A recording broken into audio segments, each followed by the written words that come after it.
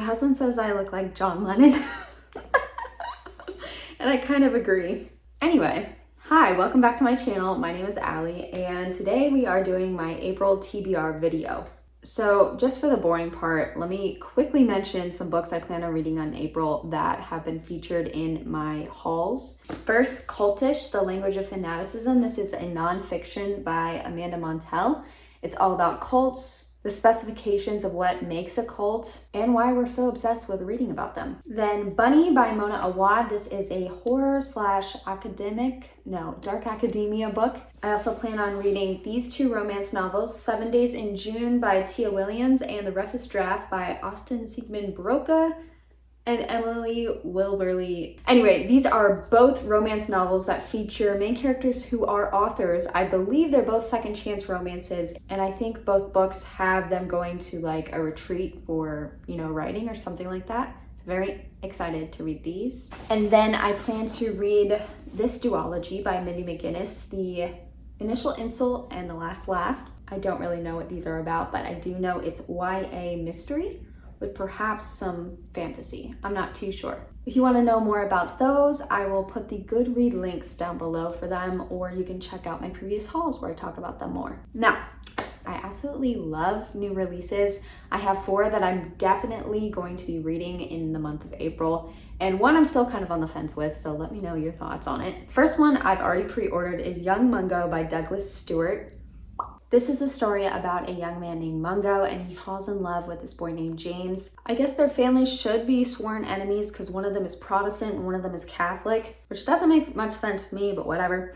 Basically, this is the coming age of a young queer boy, and it says it's dangerous and it's highly suspenseful, so I'm nervous because when you do take into consideration when a character is queer, especially in a place that doesn't sound as if it might be safe, the question of safety does come up, and it is a potential heartbreaker. I hope everything goes well. I'm already stressed for Mungo, but I'm also really interested in this book because the author, Douglas Stewart, his first book, his debut novel, won the Booker Prize 2 years ago. Apparently is amazing, so I want to read that as well, but not this month. Next, I have a thriller / mystery. It's Insomnia by Sarah Pinborough. The cover looks so cool. This is about a woman named Emma, and when she was a kid, she had to go into foster care because her mother, something happened. I think that's the mystery part of it, but Emma remembers her as being a total monster. Now, in the present day, Emma is 40. She has a pretty standard life. She's got a husband, 2 kids.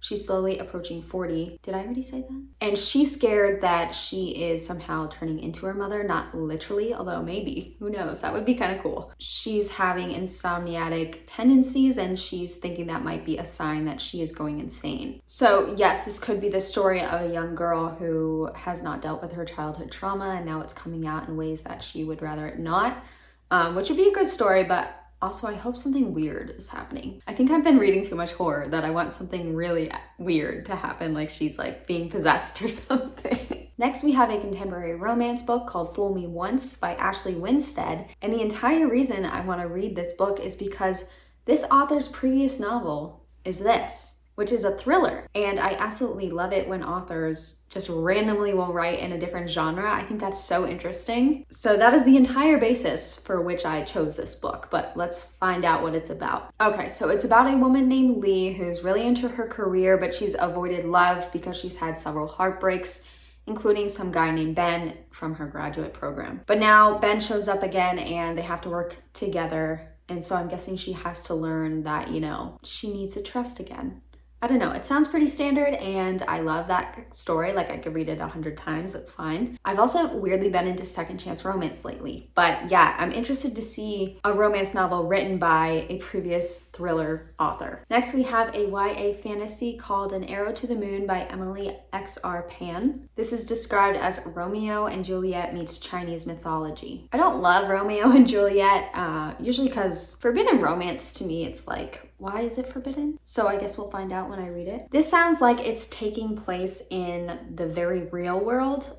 It's about a young boy named Hunter and a girl named Luna. It sounds like Luna has like the regular pressures of adolescence, like passing her classes, going to a good college, yada yada. But the description of Hunter, it says he has perfect aim with a bow and arrow, but all else in his life veers wrong. He's sick of being haunted by his family's past mistakes. The only thing keeping him from running away are his little brother, a supernatural wind, and a bewitching girl at his new high school. There's also something about unearthly fireflies, so I'm just curious about what's going on in here, and I want to read it. I also have been a pretty big fan of mythology lately, like This Woven Kingdom, which was Persian mythology, and The Girl Who Fell Beneath the Sea, which was Korean mythology. And then we have The Children on the Hill by Jennifer McMahon. It says it's a genre-defying new novel. I don't know what that means, but it's very intriguing. On Goodreads, there are a few genres ticked off to the side here. It says horror, mystery, thriller, and gothic. And apparently it's inspired by Mary Shelley's Frankenstein. Crap. I'm thinking of the movie with Gene Wilder. So this takes place between two timelines, 1978 and 2019.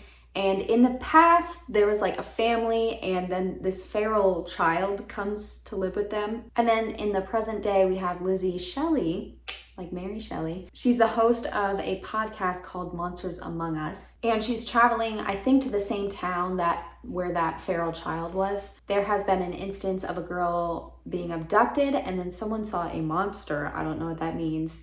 And so I think she takes it upon herself to hunt down the monster because she's somewhat of an expert. So I think I might have to read Frankenstein for this. I've never read it.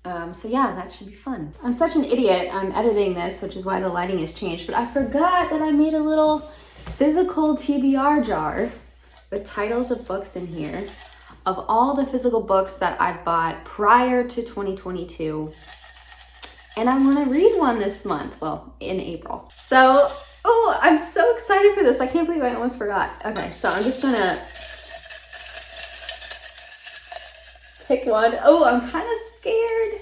I have one, and it is State of Wonder. I think this is by Ann Patchett. This is the author of Bel Canto, which is one of my all-time favorite books. And I bought this a while ago because it was on sale at Barnes & Noble, just because I mean, the cover is cool. I recognize the name. I think I've read one other Ann Patchett book. Let me look it up to make sure I'm not confused. Yes, I read Commonwealth by Ann Patchett in 2020, and I thought it was good. I wasn't amazed by it. It wasn't like gonna be a new favorite, but I think she's a wonderful writer. I have no idea what this book is about, despite having bought it years and years ago. But the fact that it's been sitting on my shelves and has turned this color, also with these, are these called beveled edges? I always forget, but it just makes it look like an old, cool book. Okay, this was published in 2011. Okay, Dr. Marina Singh, a research scientist with a Minnesota-based pharmaceutical company, is sent to Brazil to track down her former mentor,